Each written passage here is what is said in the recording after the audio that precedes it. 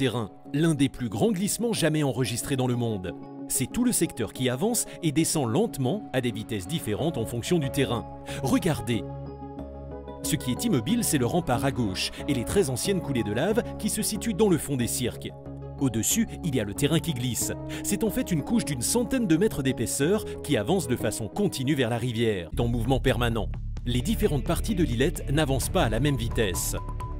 La vitesse de déplacement augmente depuis le haut du glissement vers le bas du glissement. Ainsi, à l'avant, le terrain se déplace de 30 à 55 cm par an. Dans la partie centrale, celle qui est habitée, le sol bouge de 15 à 30 cm par an. Ces vitesses diminuent ensuite progressivement vers l'arrière du glissement. Les dégâts les plus importants se produisent à la jonction entre ces différents compartiments.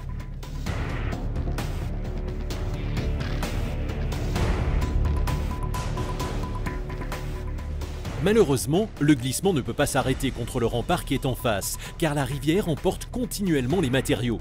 Le terrain avance donc sans trouver d'obstacle. En contrebas d'Elbourg, de l'autre côté du cirque de Salazie, les vitesses de déplacement sont encore plus importantes, et des habitations se sont même déplacées de plus de 10 mètres au cours des 10 dernières années. Sur cette photo aérienne, on voit le tracé des routes et en jaune, la position des maisons il y a 10 ans. Tout s'est déplacé de 10 mètres vers le nord.